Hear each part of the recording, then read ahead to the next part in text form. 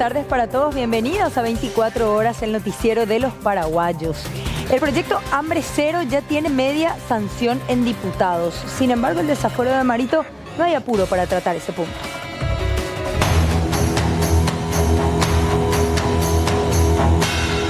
Con mucho dolor tengo que decir que se ha insistido y se ha mantenido una postura de sostener un proyecto que no ha sido objeto de debate.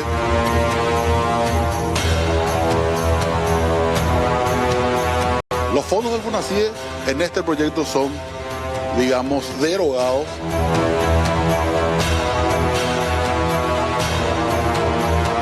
No es mi preocupación, no es mi prioridad, no es la prioridad de la bancada.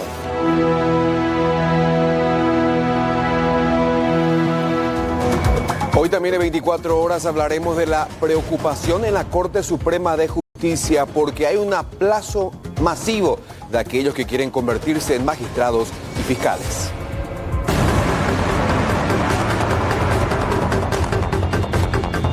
No podemos exponer a nuestra sociedad a tener abogados en el futuro que ejerzan de magistrados o magistradas con la mínima formación. La Facultad de Derecho vamos a tener que trabajar en serio, a revisar nuestros planes de estudio, nuestros proyectos académicos, porque no tiene sentido este divorcio. Las facultades enseñan una cosa, pero el Poder Judicial, la sociedad está requiriendo otra cosa.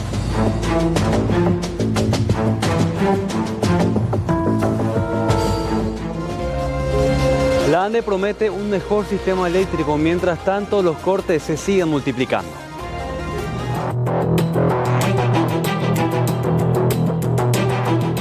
Bien, nosotros antes la pasamos mal, tenemos más o menos un promedio de 3 millones de pérdidas por hora.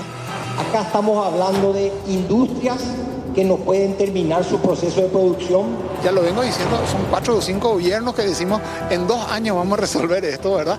Y todavía no se resuelve.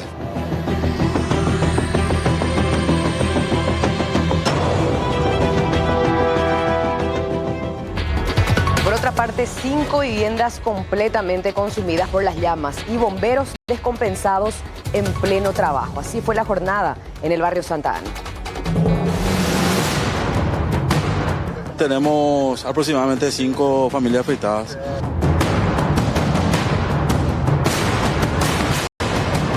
Hay varios, digamos, focos a lo largo de por lo menos unos 1000 metros. ¡Allá está la ambulancia! Nos quedamos sin abastecimiento de agua.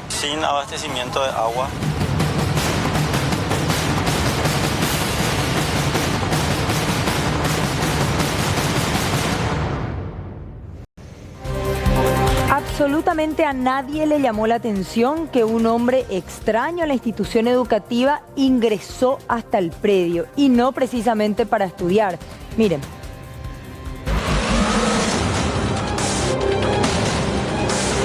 Como Juan por su casa, así se paseó este hombre dentro del aula del Colegio Técnico Vocacional Carlos Antonio López. No se trata de un alumno ni de ningún profesor. Esta persona, quien se lo puede identificar plenamente, actuó con total libertad aprovechando el horario de receso de los alumnos y tuvo el tiempo para elegir lo que más le interesaba. Tras varios minutos de permanencia en el sitio, se alzó con varios teléfonos celulares de alta gama. Vimos todo y nos dimos cuenta que no estaba a ningún lado. También hablamos con el ladrón y todo eso. Y nos contestó varias veces el teléfono, que tenemos todo grabado, y también las cámaras de seguridad que se le ve su cara y todo. O sea, ¿ustedes llamaron a su teléfono? Sí. Y llegamos a hablar, el señor. ¿Qué dijo? Y nos estaba preguntando nomás quién era el dueño del celular y todo eso, como para ganar tiempo y rajar de acá seguro. Minutos después, las víctimas se percataron de lo ocurrido. Quedaron sorprendidas, pues es la primera vez que pasa algo así. O sea, yo fui la que habló con el señor cuando estaba en el pasillo del pabellón. Estaba pasando varias veces y yo le dije a mi compañera de que era raro ya, de que tantas veces pasó, pero solo pasaba por nuestra clase. Bueno, y nos estaba viendo ya y luego entró a nuestra clase, entró así y dijo, hola, sí, me podrían decir dónde están algún profesor o la parte de electricidad. Bueno, le indiqué súper bien Después de 10 minutos de eso nos fuimos, como dijo mi compañera, nos fuimos a hacer todo, volvimos porque justamente cumpleaños un compañero y teníamos que ir a comprar unas cosas y ahí nuestros compañeros se percataron de que no estaban más sus celulares. La directora del colegio acompañó la denuncia policial de las víctimas. Definitivamente no son alumnos porque acá tenemos 3 modalidades de enseñanza y bachillerato técnico, que es la edad que tienen mis alumnos del nivel medio, luego formación profesional, que difiere mucho, la edad ya es diferente, y formación profesional media mecatrónica. Entonces, circulan personas de muchas edades o edades diferentes, ¿verdad? Esta situación demuestra lo vulnerables que son las instituciones educativas a nivel Paraguay. Urgen medidas efectivas por parte de las autoridades para así evitar futuros perjuicios irreparables.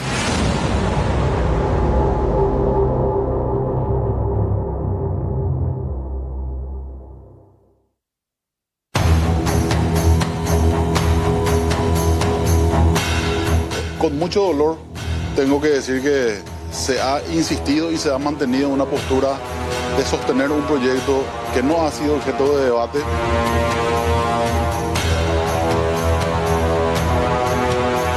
Los fondos del FONACIE en este proyecto son, digamos, derogados.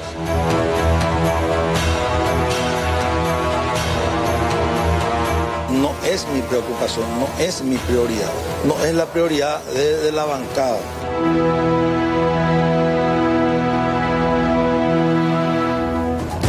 Y según este informe de la Dirección de Meteorología, mañana ingresa al país un frente frío. En instante le damos todos los detalles acerca de las tormentas, en qué zonas estarán afectando con mayor frecuencia. Mientras tanto, hablemos de 2 allanamientos practicados en casas pertenecientes a un magistrado. Estamos hablando del magistrado Jorge Adolfo Franco Garelic, quien hasta hace poco fuera juez de paz de Chacoí, hoy distrito de Nueva Asunción. El Ministerio Público recordar que lo imputó ya por prevaricato y asociación criminal ante sospechas de que trabajaba con una red de estafadores. El magistrado suspendido por la Corte Suprema de Justicia y denunciado ante el Jurado de Enjuiciamiento de Magistrados, firmó centenares de órdenes de secuestro de vehículos en favor de la firma Steven Automotores, cuyos dueños están prófugos. Una de las propiedades allanadas del juez Franco Garelic se encuentra en el barrio San Pablo, donde la comitiva fiscal fue recibido por el propio magistrado, que aún goza de fueros. Por lo menos en este lugar no se encontraron mayores elementos para la causa investigada actualmente por 3 unidades fiscales. No se encontró nada que igual relación al hecho. ¿Él aportó algo? ¿Conversó con usted de manera informal? Sí, conversó conmigo y está abierta la investigación, se pone a disposición del Ministerio Público y va a aportar datos importantes también al caso. ¿Él hasta el momento tenía su participación en el esquema o que mencionó sobre las presunciones en su contra? Por el punto no habló. En la mía, en la unidad 1 de Ñemby, tengo 6 causas en relación a esa playa. Las otras unidades penales también cuentan con causas relacionadas a hechos similares, pero desconozco exactamente la cantidad. Entre tanto, otra comitiva fiscal fue hasta la ciudad de Villeta, donde llegó a esta casa parecida a un castillo, para algunos parecida a un alojamiento temporal. Pertenece igualmente al juez Jorge Franco Garelic. Hasta ahora se conoce, fíjense en la estructura de esta casa, parece un castillo. Incluso en esta casa se encontró una espada masónica en una de las dependencias. Tenía torres en los extremos, en las esquinas de esta propiedad, sobre la ruta misma que conduce a la ciudad de Villeta. Hasta ahora se conoce que son más de 100 los que compraron vehículos de Steven Automotores y que se quedaron sin ellos porque tuvieron un día de retraso en el pago de sus cuotas. También ya se presentaron compradores que no accedieron a la segunda llave de sus vehículos, que luego extrañamente eran robados meses después. En este lugar sí se encontraron algunas evidencias, según la fiscal que estuvo en el sitio. Efectivamente sí encontramos varios documentos originales del juzgado que procedimos a incautar y verificar si corresponden a nuestra causa. Así también sellos, encontramos sellos del Juzgado de Paz, sello del Juzgado de Paz también de San Lorenzo, el DVR también que procedimos a incautar, y un arma de fuego. Doctora, se habla de más de 68 víctimas con respecto a las estafas por parte de esta playa de vehículos. Sí, 68 víctimas teniendo en cuenta los expedientes que incautamos del Juzgado de Paz en la semana pasada. Sin embargo, si tomamos en consideración las personas que han llegado ya a la sede fiscal a manifestar que han sido víctimas, supuestas víctimas de este esquema, tendríamos que hablar de una cantidad que supera las 100 personas. Nosotros tenemos denuncias que habían llegado a la sede del año 2023, fines del año 2023, al 2024, eso forma parte de la investigación.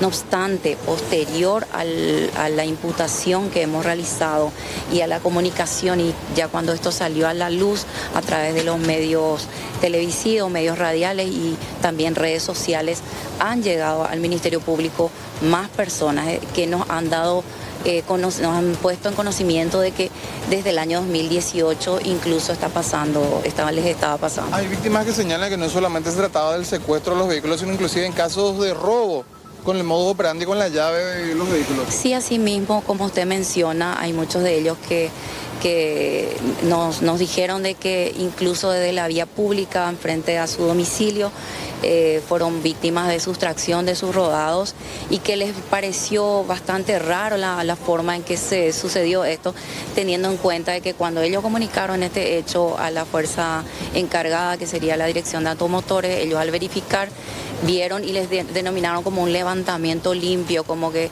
sería una persona que tenía la llave. Y en el transcurso de esta tarde, ya en la ciudad de Lambaré, se practicaron otros allanamientos, esta vez buscando a uno de los funcionarios de este Juzgado de Paz de Chacoí. Y en esta ocasión encontraron algunos documentos referentes justamente a estos casos de secuestro de vehículos llamativos, secuestros ordenados en favor de Steven Automotores, cuyos dueños siguen prófugos. Y a propósito, después de conocerse esta causa en particular, empezaron a aparecer denuncias también, pero ya en contra de otras playas de venta de vehículos usados que estarían actuando de la misma manera, es decir, obteniendo órdenes de secuestro para rescatar vehículos cuyos propietarios adeudan como máximo un día en sus cuotas.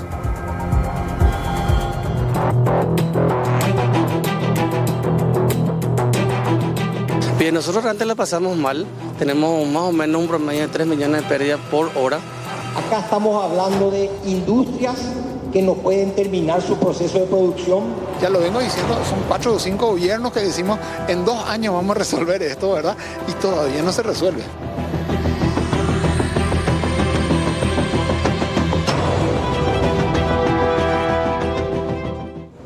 Bueno, y aparentemente pululan los estafadores y los hechos de estafa parecieran no tener fin, porque en las últimas horas cayó otro personaje que tiene varios antecedentes, órdenes de capturas pendientes también tenía, muchas denuncias en sus espaldas. Con todo esto él cargaba, seguía en libertad, pero finalmente se logró su detención.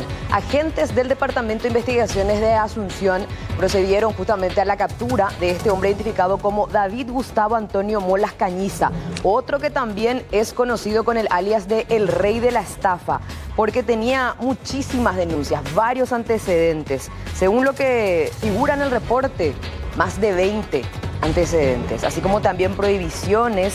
Él ya estuvo en poder de la justicia, tiene medidas, aún así él seguía operando con el mismo o bajo el mismo modus operandi.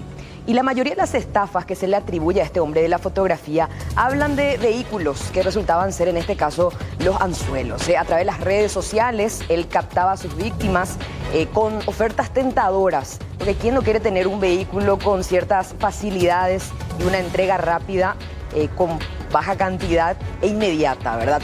Por cierto, él pedía una entrega, a lo que accedían los clientes que contactaron a través de las redes sociales. Sin embargo, jamás aparecía el vehículo que supuestamente se iba a comprar, así como tampoco las víctimas volvían a ver este dinero que entregaban para el efecto. Este era el modus operandi de este hombre que finalmente terminó siendo detenido. Y el oficial David Verón nos explica un poco más acerca de este hombre. situación del ciudadano David Gustavo Antonio Molas Cañiza es una persona ya habitué en la forma que se le ha detenido, ya que tiene más de 35 antecedentes por diferentes hechos de estafa, apropiación, hurto agravado, ¿verdad? Esta persona fue detenida el día de la fecha por personal de investigaciones. El mismo ya había sido monitoreado a través de un seguimiento, ya que el mismo existe una causa abierta en contra de él. Él se dedica, ¿verdad?, a ofrecer vehículos de alta gama, exclusivamente camionetas, a personas que quieren tener su primer vehículo, ¿verdad? Él posee el modo operandi de ganar la amistad, la confianza de la víctima, en el cual le da fotografías, videos de los vehículos que puede ser de gran calidad a la persona, toma esa confianza y ya a través de eso la persona le deposita una gran cantidad de dinero y ya lastimosamente esta persona, este estafador, se va con el dinero sin dar el vehículo a la víctima. Bueno, y surge la pregunta, ¿hasta qué punto prosperan los procesos referentes a estafas? Porque muchísimas víctimas hace años denunciaron, como es el caso de David Oviedo. Hace 5 años él fue víctima de este hombre y venía acompañando el proceso después de la denuncia. Sin embargo, nunca logró recuperar su plata, ni mucho menos en todo ese tiempo se habló de la detención de esta persona. Vamos a escuchar lo que decía precisamente él con respecto a la situación que le tocó vivir. Y hace cuestión de 5 años ya este caso, de una estafa, que él me prometió una camioneta y jamás cumplió. De eso ya él tuvo 3 órdenes de captura por rebeldía, 2 se le trajo acá, se le dio otra vez medida sustitutiva a la prisión y ahora nuevamente, ¿verdad? Y lo que yo pido es prisión preventiva, ¿verdad? Porque no puede ser que se burle así de la justicia y de la víctima, ¿verdad? ¿Cuánto vos le entregaste? Y aproximadamente 30 millones de guaraníes. Que jamás apareció con el vehículo. Jamás apareció. Un delincuente muy reconocido. El rey de la estafa se hizo muy amigo mío y llegó a lo que ahora estamos procurando recuperar el dinero, ¿verdad?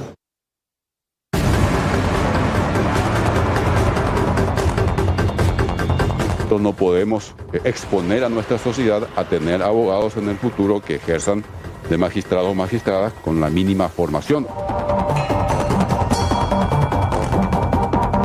La Facultad de Derecho vamos a tener que trabajar en serio, a revisar nuestros planes de estudio, nuestros proyectos académicos, porque no tiene sentido este divorcio. Las facultades enseñan una cosa, pero el Poder Judicial, la sociedad está requiriendo otra cosa.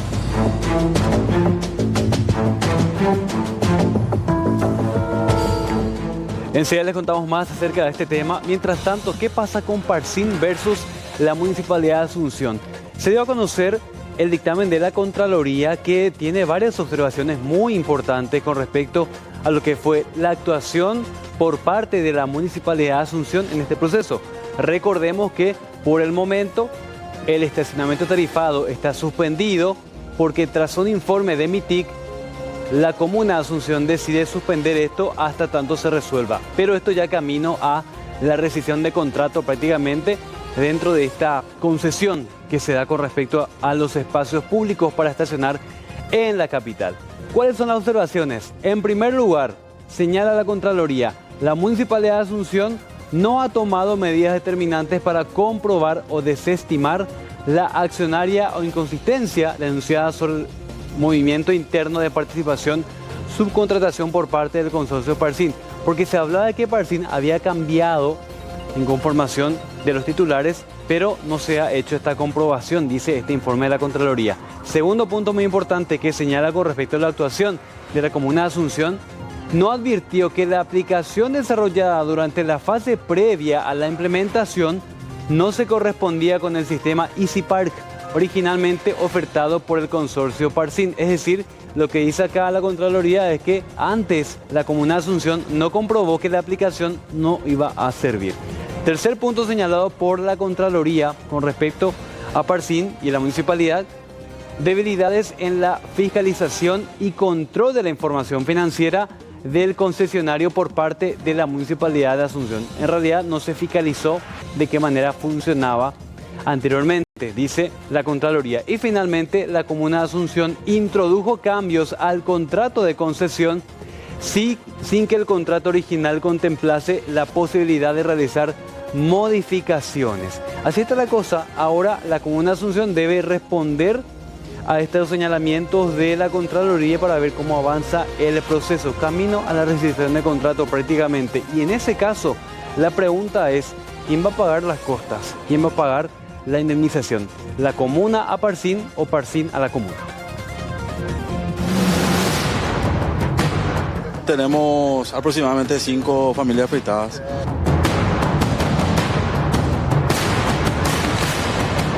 Hay varios, digamos, focos a lo largo de por lo menos unos 1000 metros.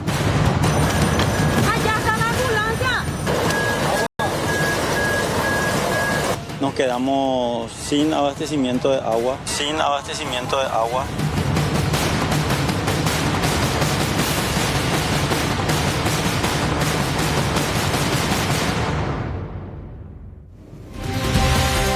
Jorge Ezcurra nos va a contar más detalles sobre este conflicto entre estudiantes. Adelante, Jorge.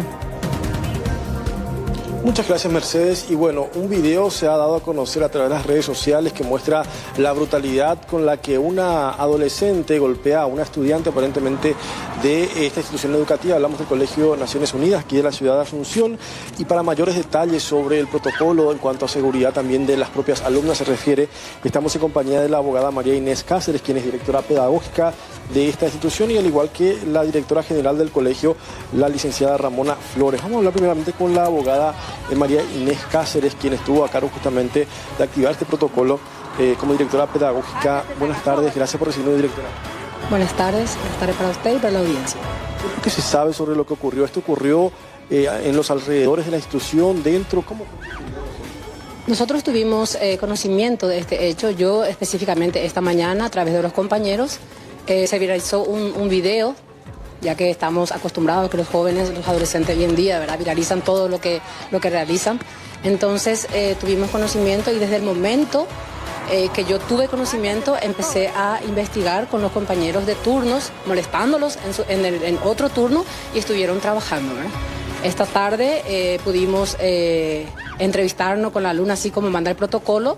Nos entrevistamos con la niña en compañía del licenciado Damián Ferreira, que es nuestro psicólogo del turno tarde, y del profesor jefe de estudio Julio Ramírez, y quien le habla, ¿verdad?, la directora, conversando con la niña, nos informó que ella fue golpeada. Le preguntamos cuál era la razón, no nos supo explicar exactamente cuál era la razón, pero que efectivamente fue golpeada, ¿verdad? Entonces le preguntamos si la niña, la agresora en este caso, es de la institución, y nos dijo que no es alumna de la institución, hasta donde ella sabe, y efectivamente pudimos corroborar que no está matriculada en nuestra institución en el año lectivo, por lo tanto no es alumna de la institución, la agresora. ¿Dónde habría ocurrido aparentemente según la aquí sobre Yegros, a mediados ahí del cementerio. Entonces ahí ocurrió según la agredida, ¿verdad? Teniendo en cuenta la agresividad que se puede observar en este video, ¿la alumna tiene algún tipo de secuela, lesión, golpes? Yo no podía precisarle porque yo no puedo hacer esos tipos de revisiones, ¿verdad? Pregunté a la niña y me dijo no, efectivamente no, exceptuando algo aquí en la frente, que cuando vino la responsable, porque en el momento que nosotros activamos protocolo, tenemos que avisar a los responsables. Cuando yo llamé a la responsable, ella me dice, directora, estoy en la comisaría haciendo la denuncia, y una vez que yo termine esto, yo me traslado a la institución. Entonces, cuando ella vino, estuvimos conversando con ella, siempre con mi equipo, conversando con la responsable, y nos dijo que efectivamente ella también tuvo conocimiento ayer y que ella tenía algunas evidencias que ya presentó en la comisaría. Yo, como activé el protocolo, solicité la copia de esa denuncia y me dice ella, directora, yo pido permiso para retirar a mi tutelada en este caso, porque es la cuñada. Entonces me dice, voy a retirarle para que ella pueda realizarse un diagnóstico médico, que es lo que corresponde en estos casos, ¿verdad? Lo que quiero aclarar en este punto es que esta cuestión, ¿verdad?, este hecho se dio fuera de nuestra institución, o sea, que fuera de nuestra jurisdicción en este caso, pero vamos a decir fuera de horario porque ya era salida, ¿verdad? era horario de salida, entonces nosotros, sin embargo, tenemos que decir penosamente, y si vamos a hablar dentro del punto jurídico, ¿verdad? Está dentro de nuestra competencia en el sentido de que tenemos que ver, tener conocimiento, porque la niña es nuestra alumna, la agredida es nuestra alumna matriculada dentro de la institución. Entonces se activó el protocolo. Por seguridad, se solicitó a los familiares que retire a la niña, que le lleve y que la niña quede en la casa, por lo menos hasta que esto pase un tiempo, ya que la semana que viene tenemos la Semana Santa, ¿verdad? Entonces, a vuelta de Semana Santa, que la niña pueda volver a la institución. También solicitamos que los responsables, los familiares en este caso, a partir de ahora y por seguridad, porque acá nuestro interés, nuestro objetivo mayor como institución es salvaguardar la seguridad del estudiante siempre, una vez que estén dentro de nuestro recinto educativo. Cuando salen de acá nosotros ya no tenemos esa potestad de repente o no tenemos la forma de controlar todo lo que ellos hacen. Entonces pedimos que le acompañen en horario de entrada hasta el portón y en horario de salida retiren a partir de ahora hasta que termine el año lectivo. La responsable se comprometió que iba a hacer eso y eso consta en acta. Muchísimas gracias, directora, también a la directora general en torno a esta situación, extrema violencia entre dos adolescentes, una alumna de esta institución educativa, hablamos del Colegio Naciones Unidas, que cuenta con más de 1.200 alumnos en 3 turnos.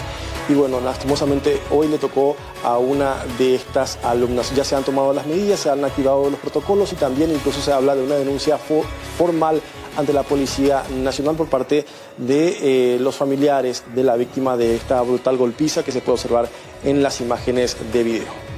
Muy bien, Jorge, completo informe. Muchas gracias. Saludos. De hecho, las altas temperaturas de las últimas horas a nivel mundial certifican esta información que les voy a compartir porque la Agencia Climática de la ONU, Naciones Unidas, emitió una alerta roja sobre el calentamiento global. Advirtió que lamentablemente los esfuerzos mundiales por prevenir esta tendencia han sido totalmente insuficientes.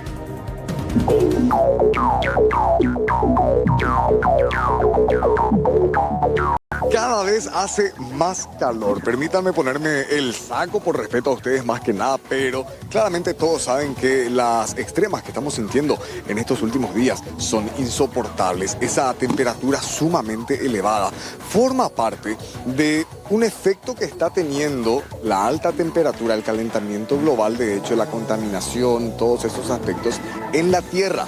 La Tierra misma se está calentando mucho más según los promedios que se han dado a conocer desde las propias Naciones Unidas. Y aquí en nuestro país llegamos hasta la Dirección de Meteorología para que nos expliquen qué es lo que está pasando, por qué se están registrando temperaturas récords y cada vez en menor lapso de tiempo, lo que significa que el calor se instala con más fuerza. Y habla de que el 2023 es uno de los años más calientes de la historia. Sin embargo, este 2024, a 3 meses nada más del inicio del mismo, está rompiendo récords también. Entonces vamos hacia condiciones muy calientes. Estos últimos días de la semana anterior empezamos a romper récords diarios. ¿Qué significa eso? Para un 14 de marzo, de toda la historia de los 14 de marzo, hubo un récord. Ese récord fue nada más en el 2020. Entonces, ¿qué es lo que hay que entender? 4 años nada más ahora ya rompiendo el mismo récord, vamos a decir así, sucesivamente. Si venimos de 1950, 2020 fue la última vez que se dio un récord comparable a ese de 1950, ahora otra vez. Entonces, el periodo de recurrencia se está dando más frecuentemente este tipo de calores. ¿Qué es lo que está pasando? Evidentemente, no tenemos que calcular mucho porque otros lo están haciendo por nosotros, de que se está calentando toda la Tierra. Toda la Tierra al calentarse, ¿qué implica? Hay evidentemente cambios que puedan haber, ¿verdad? Todavía no hablé de cambio climático, sino cambios en la Tierra. Los glaciares que se derriten, eso significa agua dulce que va al mar, cambia el tipo de acidificación o salinidad del mismo mar. Hay probablemente seres vivos que no van a soportar eso.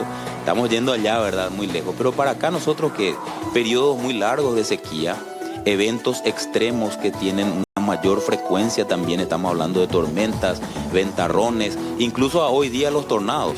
Esta variación desesperante que estamos teniendo en la temperatura podrá tener consecuencias a nivel mundial, en mares, aquí en el río, lo que tiene que ver con las lluvias, podría generar una serie de catástrofes en todo el globo terráqueo. Es uno de los niños más intensos también de la historia, pero a nosotros nos da con una condición que no es típica del niño, como la sequía. 1982-83, inundaciones, destrozos, mucha lluvia. 97-98, destrozos, inundaciones, mucha lluvia, ¿verdad? El canal había perdido su antena. Entonces, eso es lo típico del niño. Sin embargo, este niño tiene el mismo valor de ese indicador y está dando déficit de lluvia. Todo el sector norte no llovió, ahora en la región oriental también hay déficit de lluvia y no se da la inundación, el río está por debajo del mínimo. Esa es una crisis que podemos llamarle. Entonces, le seguimos los pasos, esto es global, no es solo el servicio. Si hacemos el estudio a nivel global, la temperatura subió 1 grado, 1.4 o 1.45 grados Celsius más de lo que normalmente tendría que haber sido a nivel global. Entonces eso implica el famoso calentamiento global. Para los funcionarios de la Dirección de Meteorología e Hidrología de nuestro país también resulta todo un desafío, por lo que están en constante capacitación, cruzan información con sus colegas de otros países. Y escuche bien este dato porque más allá de los instrumentos que ellos tienen para hacer las previsiones, proyecciones, hay algunos fenómenos que se presentan de manera muy llamativa y hasta para ellos resulta sorprendente. Las buenas prácticas, ser amigables con la naturaleza, atender al momento de tirar basura, quemar, todo eso tiene consecuencias, según nos explicaron, y es allí donde nosotros, cada uno de nosotros, podemos adoptar esas buenas prácticas para ir cambiando e ir tratando de enfrentar el calentamiento global, que es una realidad y que es lo que estamos sufriendo.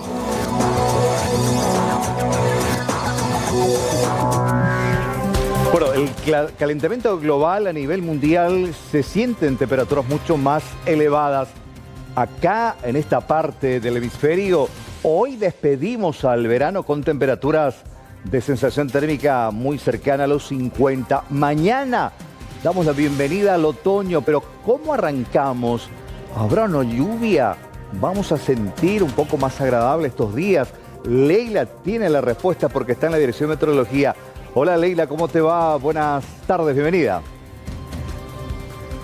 ¿Qué tal, Carlos? ¿Cómo estás? Y mira que para mí, que soy team frío y me imagino para muchos también, esta noticia que les vamos a dar desde Meteorología nos va a venir muy bien. Bueno, si bien no vamos a sentir ese frío todavía del otoño y posteriormente del invierno, bueno, vamos a sentir un alivio por lo menos después de estas altas temperaturas que tuvimos y que seguimos teniendo, ¿verdad? Y estamos ya en compañía de Carolina López aquí en el Departamento de Meteorología para hablar un poco acerca de lo que se viene prácticamente ya en las próximas horas, porque hay incluso ya un boletín meteorológico vigente, Carolina. Sí, muy buenas noches para vos y toda la teleaudiencia. Es así, ya en lo que va de esta tarde se estuvo emitiendo un boletín especial advirtiendo al menos de lo que es mañana jueves estaríamos teniendo un sistema de tormentas. Efectivamente sería lo que es un frente frío, estaría ingresando inicialmente hacia lo que es el sur del país ya en horas de la madrugada, y eso se estaría extendiendo gran parte de lo que es el día jueves a lo largo y ancho del territorio nacional, ¿verdad? En estos momentos, al menos a nivel país, no tenemos ningún núcleo de tormentas, está prácticamente con cielo parcialmente nublado y obviamente temperaturas muy elevadas en estas horas, ¿verdad?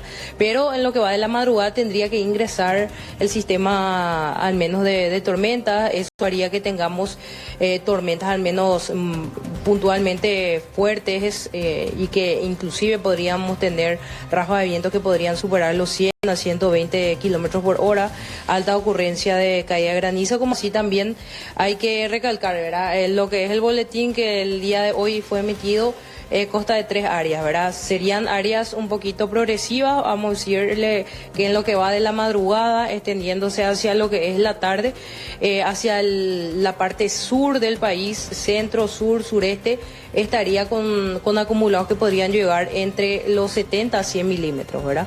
Luego tenemos lo que es la parte central y parte también o también sur de lo que es la región occidental, específicamente Pozo Colorado, la zona de Concepción, San Pedro y la zona de Pedro Juan Caballero, que podríamos tener acumulados entre 30 a 70 milímetros.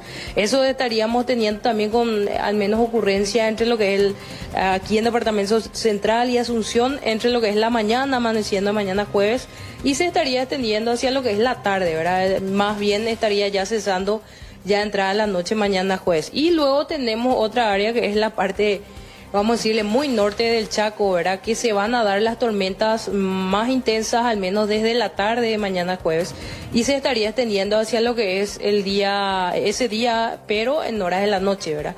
Tal vez ahí es donde vamos a tener las temperaturas más elevadas que van a ir registrándose el día de mañana, que de seguro van a ir extendiéndose hacia lo que es el mediodía, las primeras horas de la siesta, ¿verdad? No así para lo que es gran parte de la región oriental, parte sur, que tal vez las máximas ya vamos a ir teniendo en horas de la mañana, y luego tendríamos ya un descenso gradual de las temperaturas con el viento también moderado del sector sur. Tal vez ese viento del sector sur se va a ir sintiendo un poco más hacia lo que es el sur del país, específicamente Ñembucú, Misiones, y las mínimas se van a ir registrando en horas de la noche de mañana jueves, ¿verdad? Es decir, que mañana jueves sería un día central, vamos a decirle que vamos a tener un alivio, vamos a tener la entrada al menos de las tormentas con la lluvia, y al menos vamos a tener va a ser aplacado de esas temperaturas muy elevadas, ¿verdad? Lo que es el día viernes ya tal vez vamos a ir sintiendo todavía ese cielo mayormente nublado, tal vez algunas lluvias leves, dispersas, un poco de garúa. Hay que ir viendo también si hacia lo que es el extremo noreste del Chaco podríamos tener todavía alguna actividad eléctrica. Pero eso sí, las temperaturas un poco más bajas vamos a ir sintiendo parte centro-sur de la región oriental. Tal vez el viernes podríamos amanecer con 19 a 20 grados esa zona. Aquí en zona capital en torno a los 20 a 21 grados, con viento soplando el sector sureste, ¿verdad? Las máximas no van a ir subiendo mucho el día viernes, serían máximas que no estarían superando inclusive los 32 grados a nivel país, ¿verdad? Pero para lo que es el día sábado tendríamos ya mejoramiento en cuanto a las lluvias.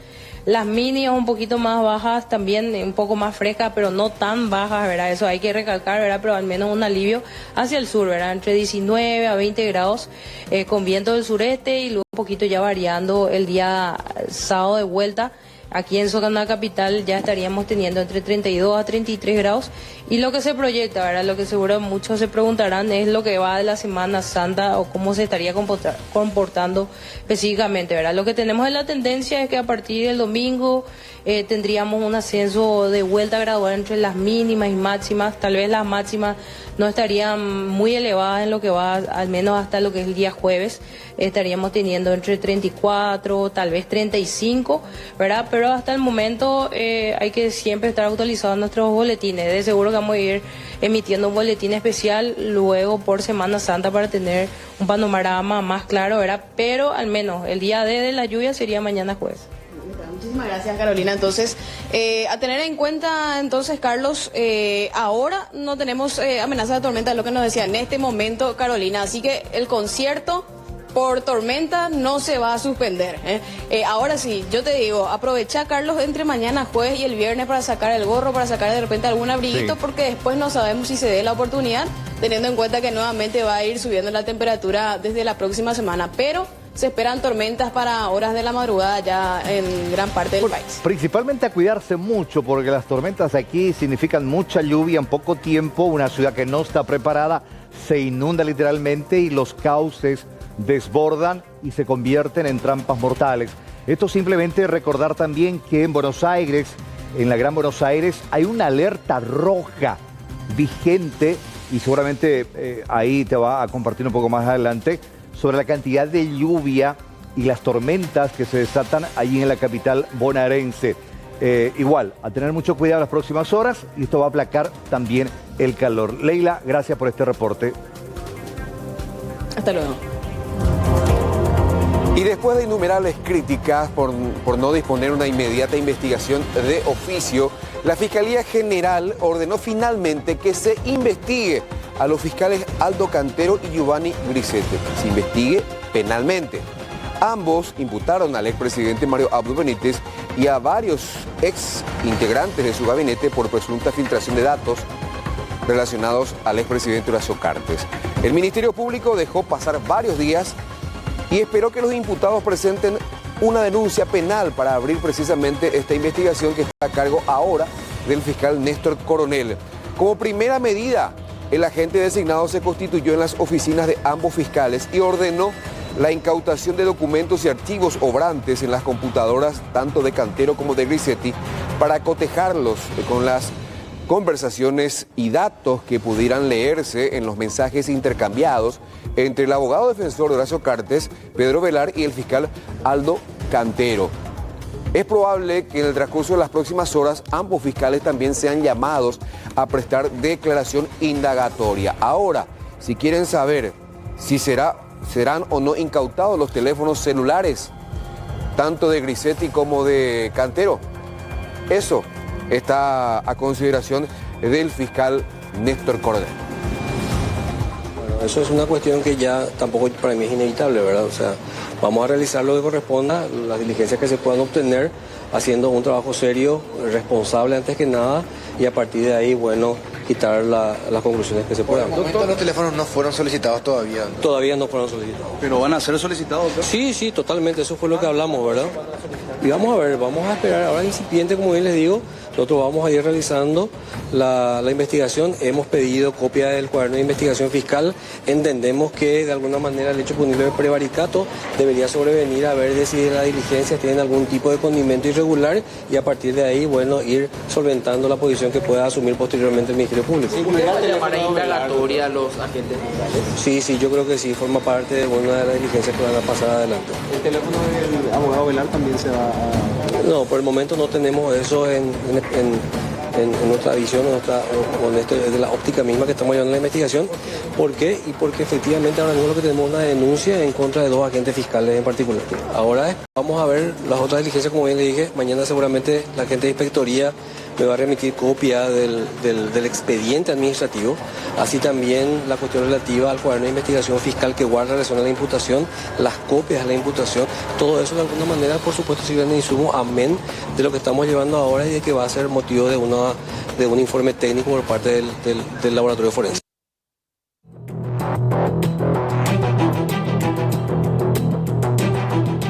Bien, nosotros antes la pasamos mal, tenemos más o menos un promedio de 3 millones de pérdidas por hora. Acá estamos hablando de industrias que no pueden terminar su proceso de producción. Ya lo vengo diciendo, son 4 o 5 gobiernos que decimos en 2 años vamos a resolver esto, ¿verdad? Y todavía no se resuelve.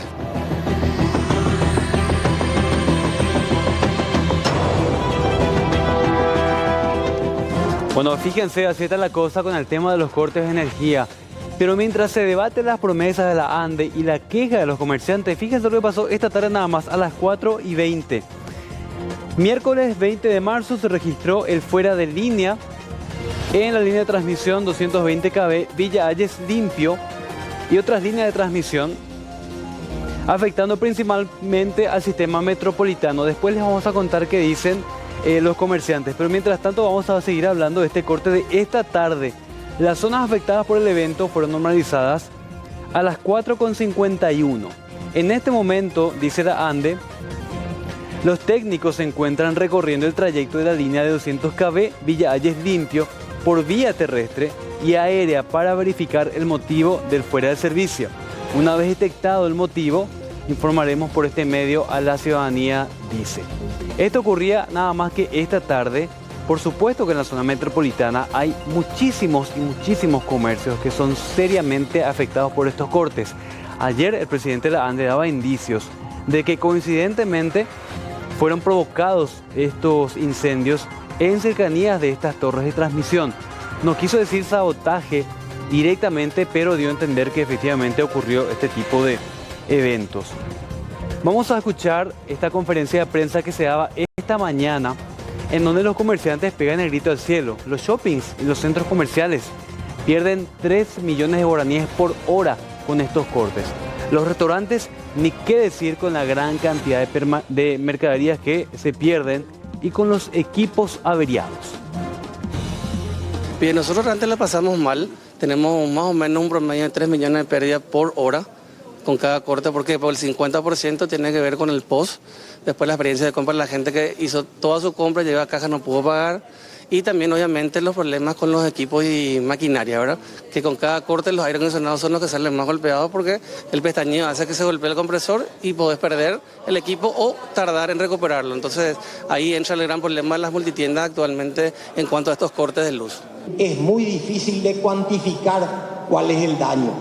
Acá estamos hablando de industrias que no pueden terminar su proceso de producción. Acá estamos hablando de restaurantes que tienen materias primas o productos procesados, ya sea en frío o congelado, que tienen que tirar esos productos porque no se puede perder la cadena de frío. Estamos hablando de hoteles que no pueden prestar un servicio como se merece un cliente. Estamos hablando de tiendas, de centros comerciales. Ya lo vengo diciendo, son 4 o 5 gobiernos que decimos en 2 años vamos a resolver esto, ¿verdad? Y todavía no se resuelve. Si esto sigue en escalada, la crisis puede ser mayor para ustedes. Y la crisis va a ser grande. Tenemos, por ejemplo, empresas que quieren invertir.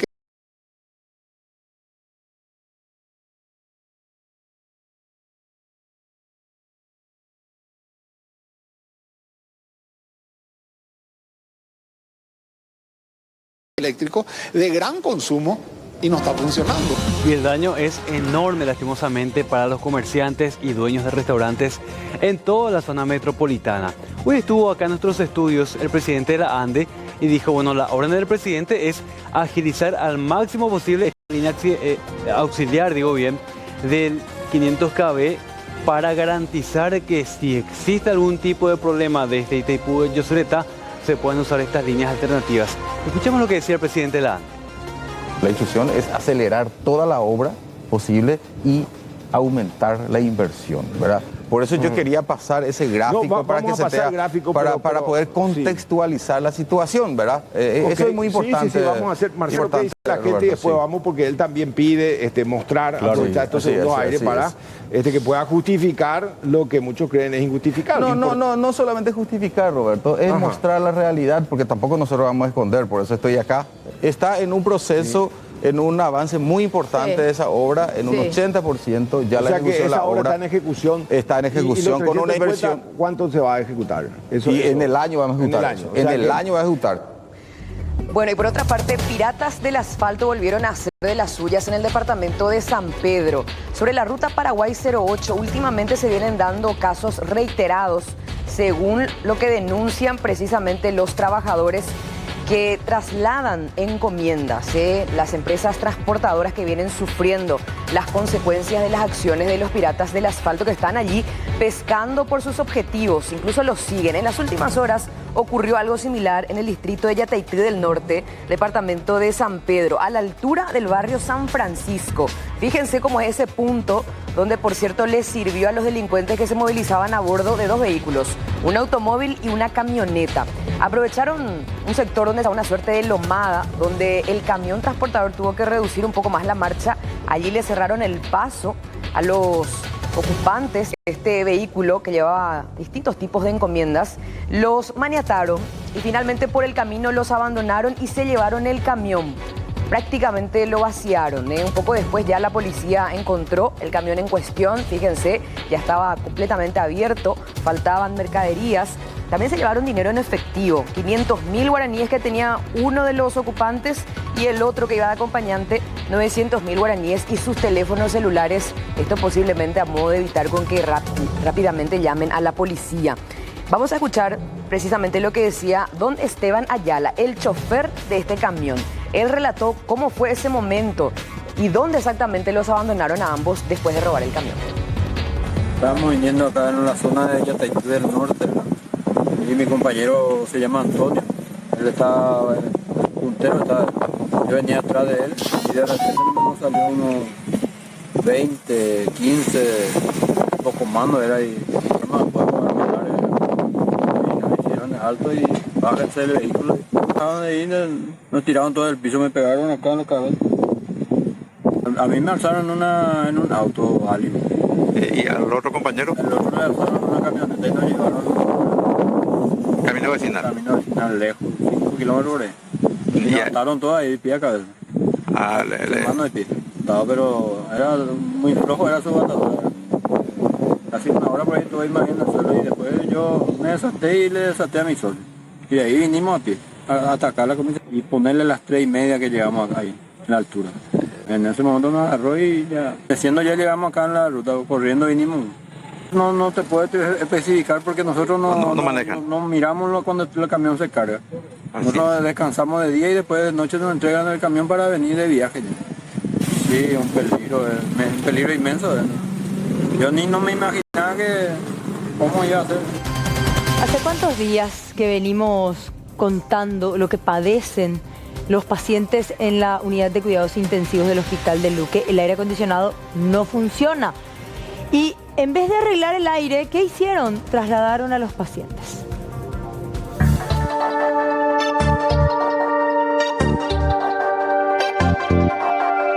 Esto que estamos viendo fue construido en época de pandemia. Hoy se utiliza como un pabellón de terapia intensiva aquí en el Hospital General de Luque. Sin embargo, ya desde el domingo, lunes, se tuvo inconvenientes con el sistema de aire acondicionado. Esto generó claramente mucha incomodidad en los familiares, más todavía en los pacientes, y se tuvo que desalojar las instalaciones ya muchas horas después debido a que el problema no se ha podido subsanar. Evacuaron a estos pacientes, 2 de ellos no tuvieron suerte y terminaron falleciendo aquí. Según la jefa de terapia intensiva, más allá de estas condiciones extremas de calor intenso y una especie de horno que se tenía dentro de la terapia intensiva debido a la alta temperatura, no influyó tanto porque estos pacientes iban a morir nomás luego, según dijo. Hasta el día de ayer logramos sacar prácticamente todos los pacientes de la UTV, donde estaba el inconveniente del aire, y quedaron dos que no teníamos dónde ubicarle. El plan era, bueno, moverlos hoy, ¿verdad? Los que fallecieron en estos días, ¿verdad? Eran pacientes graves. Quizás coincida con el tema del que no anduvo el aire, que el calor, ¿verdad? Pero eran pacientes que independientemente al tema calor o al tema aire, probablemente iban a fallecer igual, ¿verdad? Porque eran pacientes graves. No es precisamente porque el aire no haya funcionado. O sea, eran pacientes graves. Los que fallecieron esta mañana, por ejemplo, uno de ellos, un paciente que ya venía arrastrando su cuadro, era un paciente que se había operado de un tumor cerebral. El director general del hospital explicó la medida de contingencia que han adoptado debido a esta situación y todo este pabellón se encuentra ya desalojado. Son 16 camas de terapia intensiva que, por cierto, ahora no se podrán utilizar hasta que se reestablezca el sistema de aire acondicionado. Ese pabellón está vacío en este momento. Están las gentes de mantenimiento que están tratando de solucionar el tema del aire central. No estamos consiguiendo los repuestos, probablemente eso vamos a tener que enviar el motor a rebobinar, pero desde ya nosotros estamos abocados a colocar otros aires para que puedan trabajar en forma paralela, porque esos aires trabajan 24 horas con los cortes de luces, con cualquier desperfecto técnico. Nos quedamos sin el sistema de refrigeración porque el área central solamente un motor el que está abasteciendo toda la sala. Entonces pensamos arreglar ese sistema y poner nuevamente paralelo unos, si es posible, 5 aires de 24.000. La esperanza es que para este jueves se pueda reparar completamente el sistema de acondicionadores de aire y que nuevamente entre en funcionamiento este pabellón. No obstante, estas 16 camas están fuera de servicio y en los otros sectores de este hospital hay una sobrecarga de pacientes debido a esa reorganización. Dependen ahora de todo el esfuerzo técnico y la predisposición de las autoridades de salud para poner nuevamente todo en orden.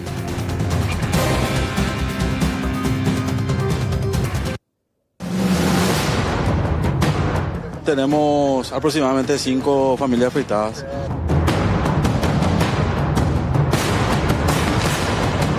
Hay varios, digamos, focos a lo largo de por lo menos unos 1000 metros.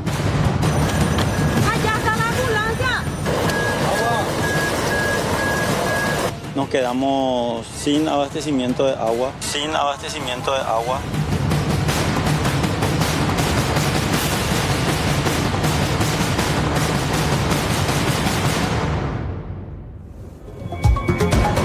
Y a continuación vamos a hablar de la situación de los jugadores de fútbol del club Vélez Sarsfield, entre ellos nuestro compatriota José Florentín. Estas imágenes corresponden a la audiencia que se sigue desarrollando a estas horas en Tucumán ante la jueza Eliana Gómez Moreira, quien sí o sí en el transcurso de hoy, del día de hoy, deberá definir si la detención de estos 4 jugadores convierte en prisión. Y la novedad de esta audiencia es que hay un 5.º jugador que se encontraba, ahí vemos al compatriota José Florentín tomándose del mentón.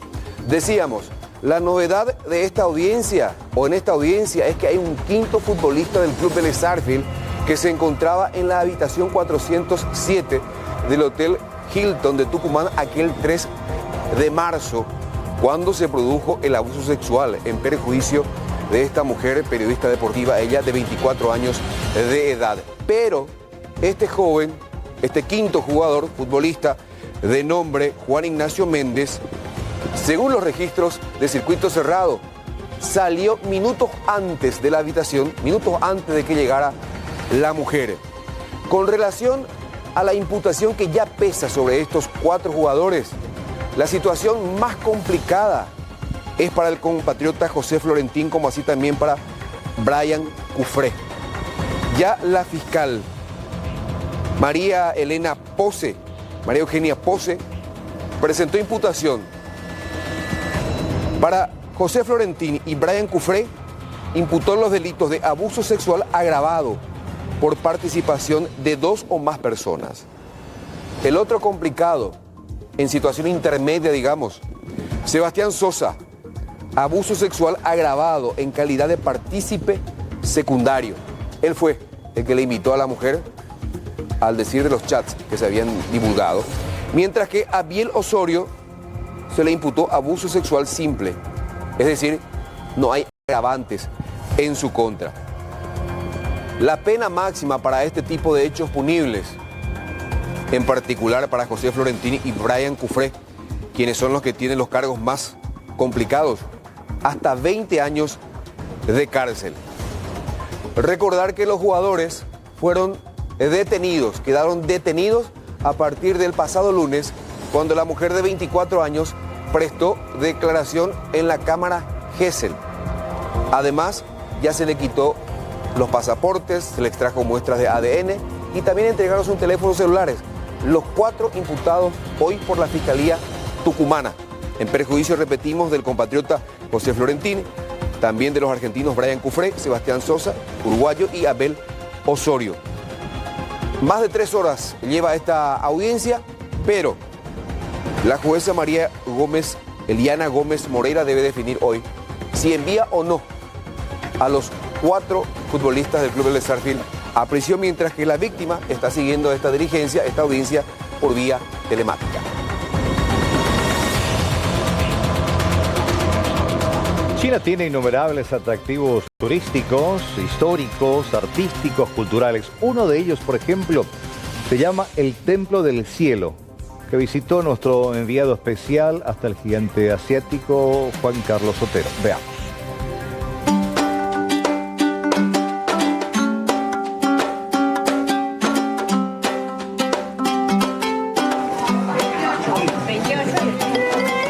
Templo del Cielo, 28 yuanes, son $4 la entrada, con pasaporte y todo es el asunto. Vamos a ver cuánto nos da, me imagino yo que eran 28, porque hay 5, 14, 10 y 28. Extranjero seguro que es 28. También se puede sacar, por supuesto, vía internet, cosa que seguramente la inmensa mayoría lo hizo así. 72 devuelto, sí, exactamente, 28 fue el costo. Vamos al Templo del Cielo, vamos a ver con qué nos encontramos. Les digo que es el templo más grande que hay en todo China. Está dedicado a la cosecha, no al acopio de granos, sino a los rituales, es decir, rezar para tener buenas cosechas. Fue construido por la dinastía Qin, como muchísimas cosas en este país, y hoy domingo a la mañana, fíjense, es visitado por muchísima gente que vino a pasar el día a este lugar, como si vinieran a un gran parque, ¿sí? Con historia, con cultura, pero simplemente a pasar el día. Vamos conociendo China.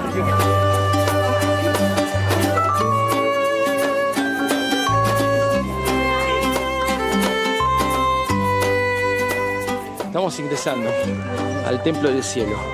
La construcción es de 1420 aproximadamente. Debe haber ocupado una gran cantidad de años hacerla porque son 273 hectáreas. Hay una cantidad de construcciones que sirven para distintos eventos, pero es un lugar que estaba dedicado a pedirle a los dioses buenas cosechas. Era el lugar donde los emperadores venían a tener periodos de abstinencia para poder después hacer los rituales, pidiéndole buenas cosechas y buenas lluvias, por sobre todo.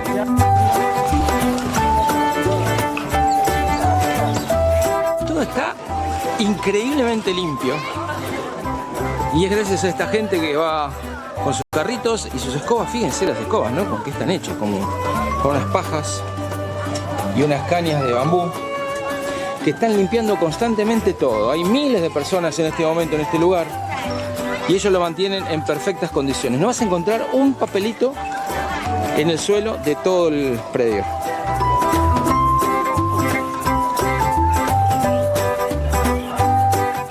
Algunas personas mayores por lo general andan con barbijo, pero fíjense que la inmensa mayoría no.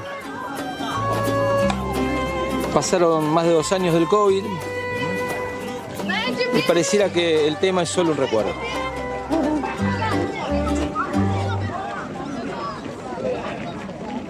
Este mapa que aparece chiquito, en realidad marca unas distancias que son inmensas. Bueno, nosotros vamos a ir a el salón de prédicas, de rezos, ¿sí? Para las buenas cosechas.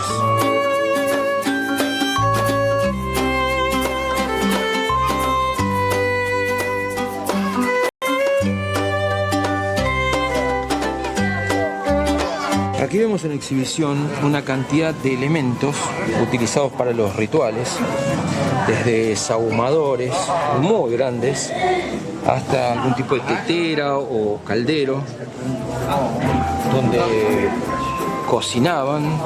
Fíjense que acá hay una pintura en la cual se ve que es el lugar donde se le daba de comer a los emperadores antes de realizar algún tipo de ritual. Uno ve una simple cuchara, pero miren de qué época, ¿no? De 1644 hasta 1911 se utilizó. Es decir, hasta esa época se hacían los rituales. Aquí nos dicen que estamos ante un elemento de cocina divino, seguramente utilizado para los rituales. Para los chicos, lo divino se transforma en algo cotidiano.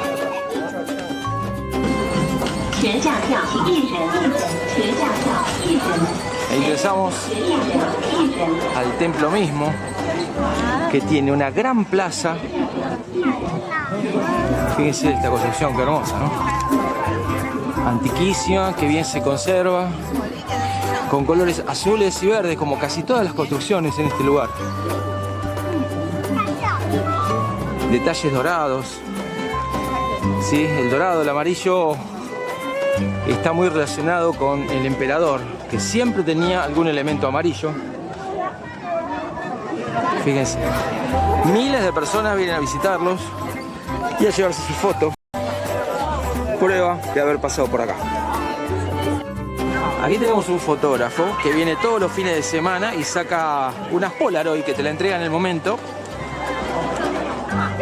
y deja su bolso en el suelo mientras saca las fotos. No tiene miedo de que nadie le robe.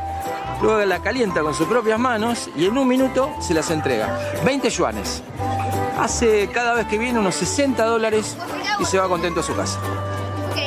Lo que encontró el negocio es este, ¿no? Miren, hace unos helados con la forma exacta del templo. 28 yuanes, $4 el heladito. Hay cola para comprarlo.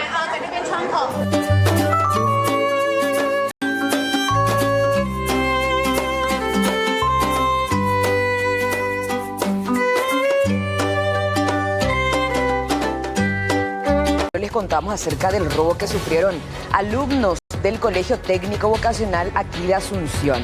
Un hombre que ingresó a la institución supuestamente interesado en realizar un curso, más bien este era su objetivo, el de alzarse con pertenencias, principalmente celulares de los alumnos que en ese momento estaban en plena clases de educación física. Cuando regresaron ya no se encontraron con sus pertenencias. Incluso una de las alumnas nos comentaba que llegaron a llamar a sus teléfonos y fueron atendidos por este hombre, quien les dijo que supuestamente encontró el teléfono, en fin, pero en realidad era para ganar tiempo y escapar mucho más rápido.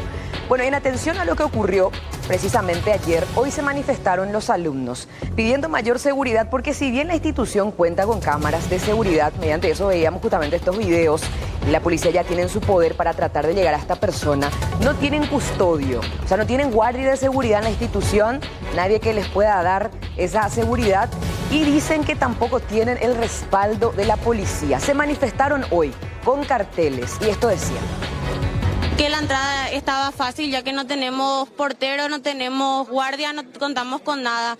Acá lo que queremos hacerle es queremos dirigirnos personalmente al ministro Luis Ramírez, que por favor se levante de su silla y se ponga a volver a reponer los rubros carentes. No tenemos sereno, no tenemos guardia y queremos que por favor, sabemos que el MEC en sí no es el encargado de poner rubros. El encargado de poner rubros es el Ministerio de Economía y Finanzas, pero el ministro puede ya hacer eso. Él es un ministro que se la pasa hablando y no haciendo nada. Nosotros necesitamos rubros, nosotros necesitamos que vuelvan la seguridad, nos exigen uniforme completo, nos exigen reglamentos larguísimos para firmar, puntualidad de información, la exigencia es larga, de 6 a 6 estamos en esta institución y no contamos con seguridad. Por favor, ministro Luis Ramírez, ponete las pilas y lucha por un Paraguay mejor como tanto prometiste. Por favor, hace algo con el Ministerio de Economía y Finanzas, empezá a mover los rubros porque esto es a nivel país, no solo a nivel institucional. Nosotros tuvimos un caso el año pasado en donde se le apuñaló a una chica acá a calle del colegio, en donde en vez de mandar a policías, en vez de mandar a alguien que dé la cara, la directora nos mandó afuera, nos mandó a la calle a limpiar los exteriores porque la prensa iba a venir. Ella mientras tanto estaba en la peluquería. Nosotros rastreamos los celulares. Entre nosotros, los compañeros, entre nosotros mismos nos ayudamos porque la directora no nos dio el apoyo. Ella nos dijo que fue nuestra culpa porque nosotros no llaveamos nuestra clase, pero en realidad estábamos en horario de clase, no tenemos por qué estar llaveados. Es su responsabilidad, no la nuestra. Y el oficialismo colorado hizo valer su mayoría en la Cámara de Diputados, que terminó aprobando la ley de hambre cero en las escuelas. Por 49 votos a favor contra 26 fue aprobado, se le dio media sanción en diputados al proyecto que universaliza la alimentación escolar, más conocida como Ley de Hambre Cero en escuelas. Uno de los primeros puntos cuestionados es la exclusión de los departamentos Central y Presidente Hayes, que ya no podrán manejar recursos para la provisión de alimentos a las escuelas. Más bien, empezarán a depender única y exclusivamente estas dos gobernaciones del Ministerio de Desarrollo Social. Entonces, ¿quién puede dudar del carácter persecutorio de este proyecto? ¿Les parece, vuelvo a consultar, les parece que si la gobernación de Central hubiese estado en manos de un gobernador colorado le sacarían los recursos como pretenden sacarle hoy al gobernador Ricardo Estigarribia por ser liberal y por tener un futuro político en este país? Seamos sinceros, no lo harían, no lo harían, no lo hicieron con Hugo Javier, que está imputado y sigue impune por múltiples delitos. Entonces, seamos sinceros, colegas, acá hay una persecución política en este artículo que pretende excluir a Central, porque quienes hoy nos gobiernan tienen unos criterios para los suyos. A los guapitos, premios. Y a los opositores, castigo. Ahora se pone el hacha, se le da a todos los otros gobernadores. Pero en un año, si uno de los gobernadores no se alinea, que no extrañe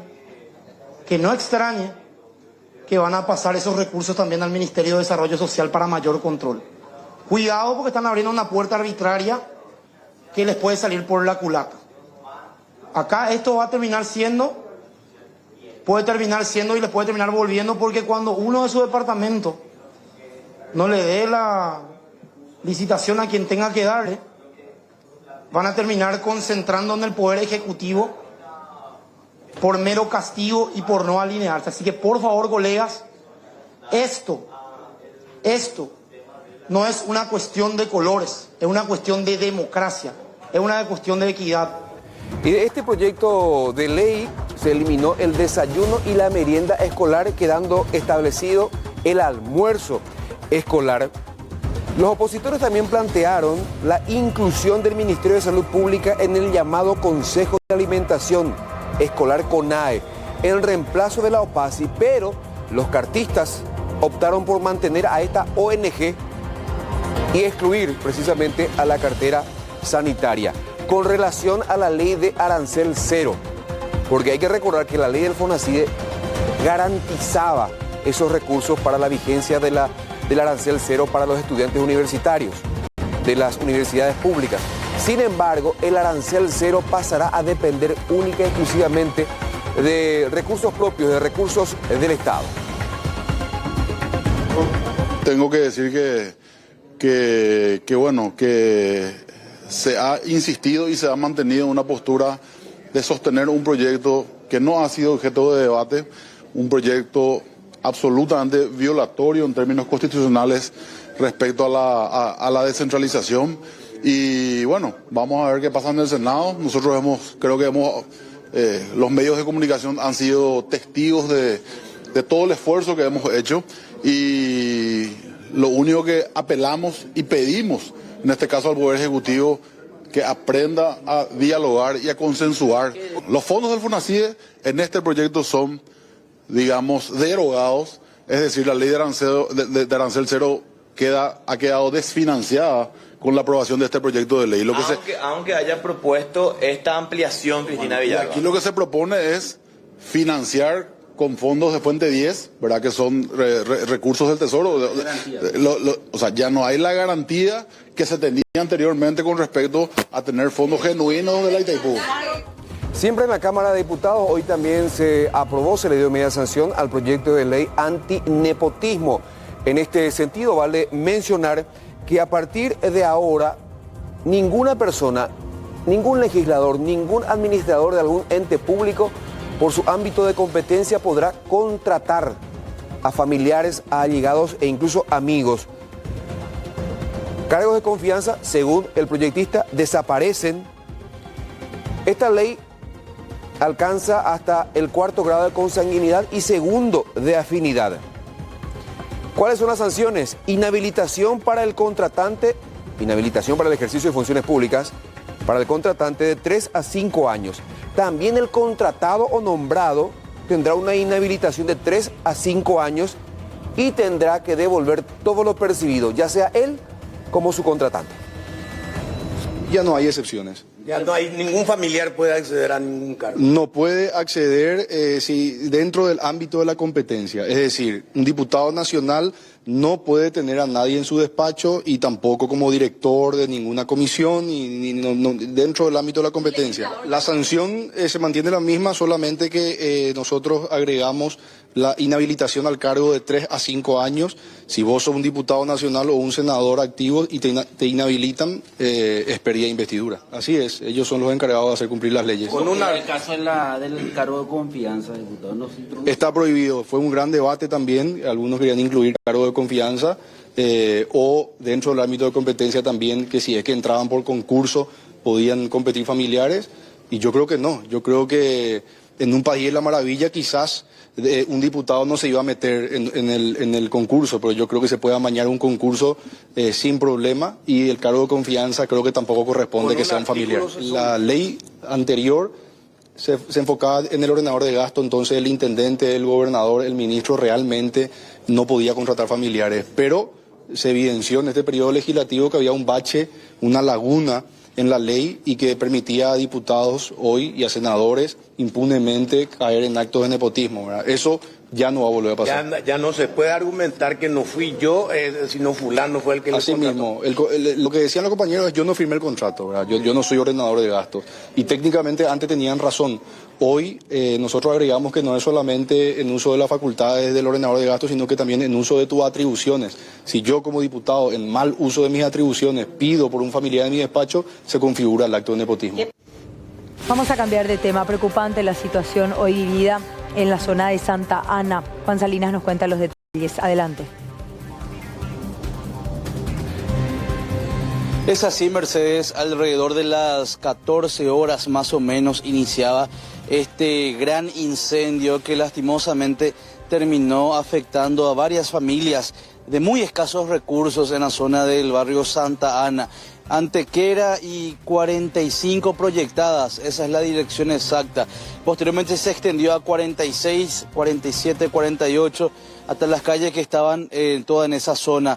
Aparentemente habría iniciado en un vertedero que tiene una extensión bastante grande ahí en la zona y posteriormente por el pasto seco, también por los fuertes vientos con direcciones bastante cambiantes, variables. Eso hizo que el fuego rápidamente se vaya expandiendo y pasando a varias viviendas que hay que decir son de materiales como terciadas, chapas, y eso hizo también que el fuego vaya corriendo mucho más rápido. Son aproximadamente entre 5 a 7 viviendas afectadas. Hablaba en un principio de un número mucho mayor de 18, pero esto posteriormente se fue corrigiendo, se fue actualizando y hablamos ahora de entre 5 a 7 viviendas que fueron afectadas, 3 a 4 de ellas totalmente consumidas por las llamas, el resto afectadas en gran parte, pero algo se pudo salvar de la estructura de la casa. Nosotros llegábamos ahí, el humo era bastante denso, cubría todo el ambiente, se hacía difícil respirar por todo eso. Conversábamos con la gente que estaba desesperada por apagar el fuego que estaba consumiendo sus viviendas, de todo traían arena, agua en baldes, todo con intención de extinguir las llamas que lo estaban perjudicando. Conversábamos con algunos afectados quienes mencionaban lo siguiente, Mercedes. Toda nuestra casa y la casa, sí, la casa de la señora también. Todos nos perjudicamos acá. No, ¿A qué hora le avisaron esto, doña? Yo estaba en mi trabajo y se me llamó nomás. Se me llamó y me dijeron que se está quemando. Pero ya hace 8 días ya están así, todo el día se quema y nunca se quema y se vuelve a prender. Sí. Y al final, mira hasta dónde estamos llegando ahora. Perdiste todo, doña. Se pierde todo, sí. ¿Tus hijos, tenés hijos? Sí, tengo dos criaturas chicas. ¿Cómo van a hacer con ellos? Todo lo perdieron. Y todo perdimos. ¿Algún número de teléfono en que la gente pueda comunicarse contigo para que te puedan ayudar? 0981 485 047. ¿Podrías reiterar, por favor? 0981 485 047. ¿Tu nombre, doña? María Laura Jiménez. Una de las afectadas cuya vivienda fue completamente consumida por las llamas. En el lugar estuvieron varios cuerpos y compañías de bomberos voluntarios que trabajaron arduamente. Estaban desde Villaliza, de otras ciudades que también estaban trabajando para sofocar el fuego. Conversábamos nosotros sobre las principales problemáticas que se presentan a la hora de acudir a un incendio, especialmente en esta época del año en la que el calor es bastante fuerte y esto hace que se produzcan varios focos de incendio y también esto hace que los bomberos no den abasto. Tampoco contaban con agua para poder sofocar las llamas. Conversábamos con el primer comandante nacional, Eduardo Méndez, quien daba detalles acerca de la estrategia que utilizaron para poder combatir las llamas. Hay un sector, digamos, para mí es la punta, pero en realidad es el fondo, donde está un poco más crítico el tema. nos quedamos sin abastecimiento de agua. En ese sector donde está más complicadas las cosas, y una vez controlado ahí, el mismo procedimiento, digamos, saliendo más hacia el centro, por decirlo de alguna forma, subiendo más Antequera. Hasta el momento yo tengo reporte de que aproximadamente 5 a 7 viviendas fueron afectadas, creo que 2 o 3 totalmente y las otras parcialmente.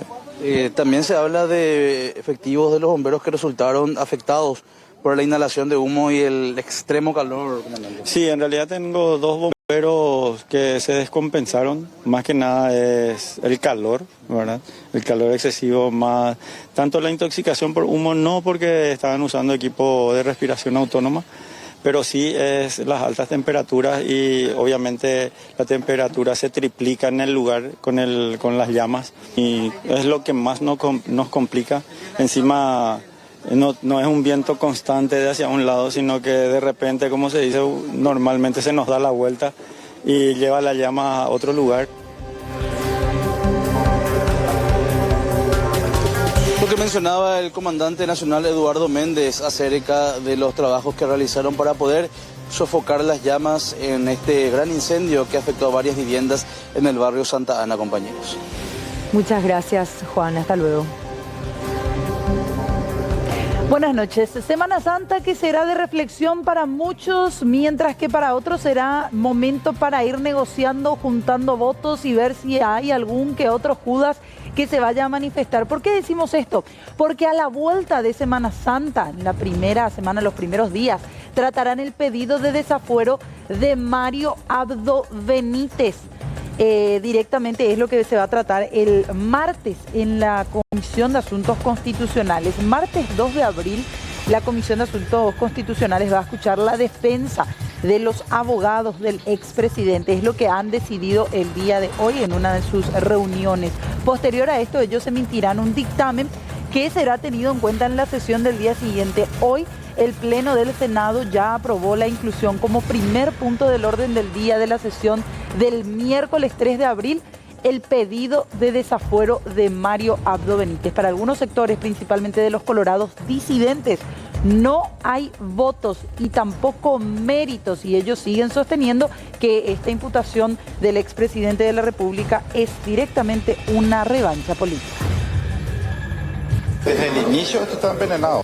Evidentemente no se ha procedido al respeto a las reglas del debido proceso. Yo creo que hoy sí tenemos los votos. No sabemos el lunes, martes qué puede pasar, pero en este momento no hay votos para desafuero. Muchos de los casos de desafueros anteriores han sido delitos comunes, con pruebas, con evidencias muy claras. Hoy nosotros tenemos evidencias, pruebas, pero de la contaminación del proceso. Es diferente, entonces es un caso sui generis distinto, y no porque sea, como decía una colega, repetidamente se ha desaforado tradicionalmente. No es el derecho consuetudinario el que rige, es el derecho positivo. No existe mérito para desafuero. Todo el mundo sabe, y jamás se ha demostrado hoy la falsedad de los chats. Se puede deducir igual que las posturas ya están tomadas, por más que se haga este trámite para esa fecha. Yo creo que sí, pero es importante tener todos los elementos. Eso hace al trabajo de la Comisión de Asuntos Constitucionales. Con todo lo que se ha visto son elementos muy graves para lo mínimo es el descrédito de esta imputación por todo lo que a través de ustedes hemos tenido como herramienta, y lamentablemente esto tiene impacto a nivel internacional en forma negativa, y por ahora es lo que voy a decir. Posteriormente, ¿en qué circunstancias se debe dar el desafuero? Hasta ahí. ¿Qué dice desde el oficialismo colorado Basilio Bachi Núñez? Que para ellos ahora mismo no es prioridad juntar los 30 votos que como mínimo necesitan. Yo celebro que lo acordado se cumpla. Fue lo acordado con varios colegas de diferentes bancadas, diferentes partidos, para que tenga todo el debido proceso. ¿Tienen los votos, senador? No es eso. Yo creo que es darle el debido proceso. Dijimos, muchos acá de ustedes son testigos. Podríamos sesionar viernes si queríamos. Y si, te digo, si hablábamos con los colegas hasta teníamos. Ahora no es la preocupación. Sinceramente usted puede decir que si hoy estuvieran los 45, ustedes tienen 30 votos para desaforar a Mario Abdo. Te digo, sinceramente no empecé a hablar con ningún colega. Entonces no es mi preocupación, no es mi prioridad, no es la prioridad de la bancada. Eso desde el punto de vista del desafuero de Mario Abdo Benítez. A la vuelta de Semana Santa se va a definir esta situación del expresidente de la República. Pero ¿qué pasa con otra mujer, en este caso una ex senadora? Estamos hablando de Desirée Massi. Hoy se conoció, de hecho, que su abogado Guillermo Duarte Cacabelos dio a conocer estos documentos del Ministerio Público porque a la par y en esta misma causa en la cual ya fueron imputados Mario Abdo Benítez y otras ex autoridades, la senadora Desirée Massi también estaba siendo investigada, según denunciaba a través de su abogado. Este es el documento con fecha 9 de octubre del 2023, dirigida al fiscal Aldo Cantero. El mismo fiscal tan cuestionado recibía este informe técnico de parte de Gunter Krone, director de la Dirección de Análisis de Información Estratégica, respecto a una solicitud que hacía el fiscal en el marco de una causa en donde hasta ese momento se caratulaba como personas indominadas sobre denuncia falsa, la denuncia de persecución política que hacía el expresidente Horacio Cartes. En ese marco se estaba también investigando a la senadora Desirée Massi y vamos a ver en la siguiente parte de este documento qué era lo que se analizaba de Desirée Massi. Directamente le fue encomendada a esta dirección ya citada anteriormente la tarea de realizar la constatación de las siguientes redes sociales. Un tuit de la entonces senadora Desirée Massi de fecha 14 de mayo del 2022, algo dicho cuando ella todavía tenía fueros parlamentarios. Esta era la publicación que el fiscal Aldo Cantero mandó a analizar mediante la Fiscalía y otras direcciones del Ministerio Público. Hacía referencia a la senadora Massi de informes de Erico Galeano, empresas fantasmas, lavado de dinero e incluso vinculando al expresidente Horacio Cartes. Decía ella todo esto ya denunciado a la Fiscalía y hay cinismo e hipocresía de la Fiscalía General y rosca mafiosa, cómplices del crimen organizado. Este era uno de los puntos que era investigado en torno a Desirée Massi. ¿Qué dijo en estos días nada más en entrevistas radiales el senador Derlis Maidana? Que Desirée Massi formó parte de todo un complot destinado a perseguir políticamente a Horacio Cartes. Escuchen parte de lo que hoy nuevamente reiteraba en sesión. La utilización del aparato estatal para perseguir adversarios políticos es lo que hicieron los que estuvieron en el poder hasta el 15 de agosto. Se conjugaron ahí la Secretaría Nacional Anticorrupción del peor ministro del gobierno de Mario Abdo, René Fernández, ese prelat que utilizó no tenía ni el reporte. Honestidad, sino también mucho conocimiento. ¿Y por qué estamos haciendo énfasis en el conocimiento teórico por sobre todas las cosas? Porque el Consejo de la Magistratura está llamando a concurso para cargos de jueces en los distintos fueros, fiscales, como así también defensores públicos. Pero ¿qué está pasando? Hubo un aplazo masivo de los postulantes. Y vamos a ver el reglamento dado a conocer por el Consejo de la Magistratura acerca de este punto. El primer examen corresponderá a los conocimientos generales y se refiere a la literatura constitucional y normas transversales atinente a la materia judicial que debe conocer el candidato. Conocimientos generales, 150 puntos. Hay que pasar, hay que alcanzar el mínimo para rendir la prueba de conocimientos específicos y referentes a los fueros, a la especialidad en cada materia o fuero. Y otro apartado, ¿qué es lo que dice otro apartado de este reglamento? Bastante claro. Cuando dice que el postulante tiene que alcanzar sí o sí el 70% del puntaje mínimo.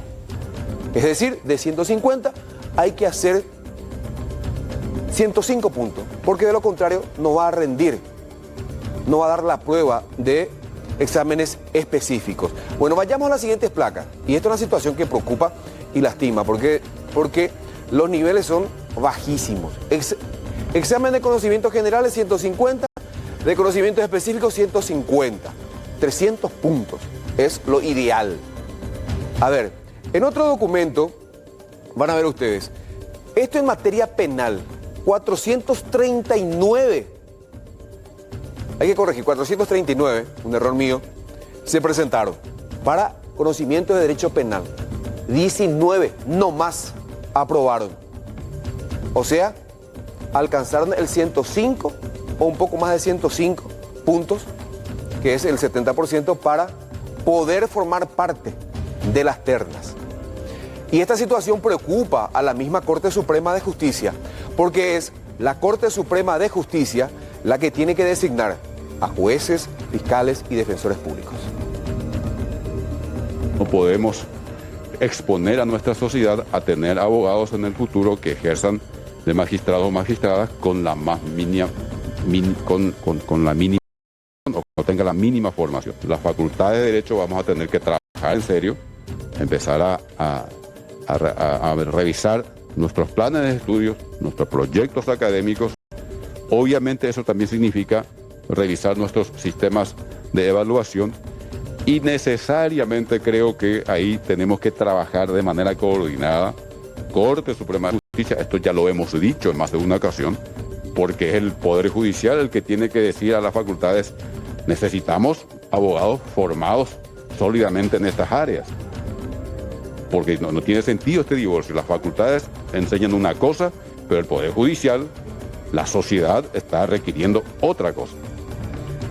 Y ahí también que tiene que involucrarse necesariamente el Consejo de la Magistratura a través de la Escuela Judicial.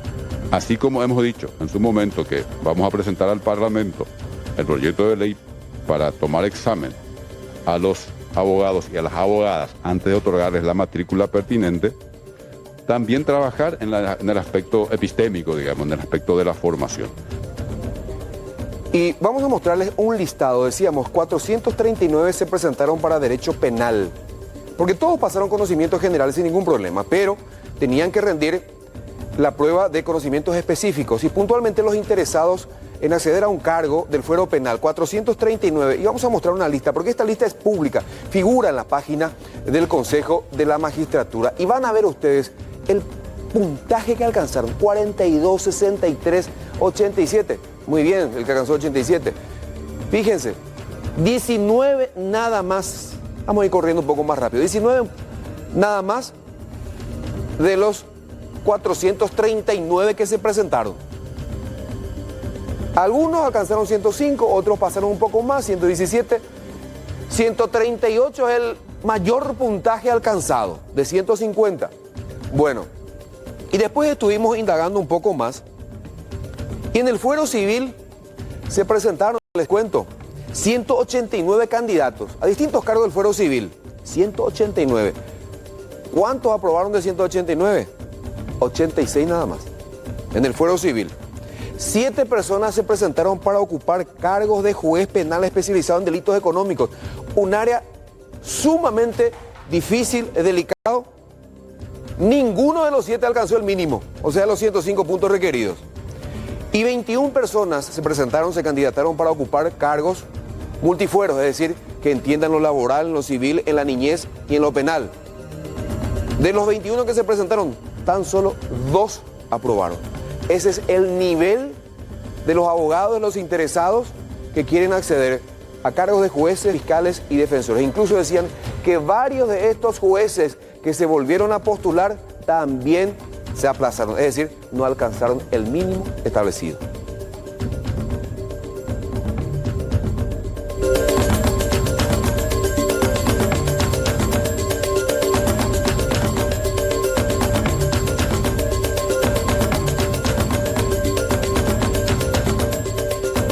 Y recién le escuchaban al ministro de la Corte Suprema de Justicia, el doctor Víctor Ríos, hablando de la falta de formación, de una mejor enseñanza en nuestras facultades. Y le mostramos por qué de repente en las facultades la gente se centra en otra cosa antes que en los estudios.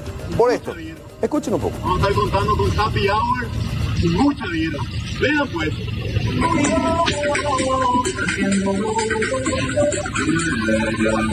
Bueno, uno de los candidatos al presidir el Consejo, el Centro de Estudiantes de la Facultad de Derecho de la Universidad de Asunción, sentado sobre una pila de cerveza, invitando al cierre de campaña. Bueno, en esta época electoral, en esto se centran los estudiantes antes que en la formación misma.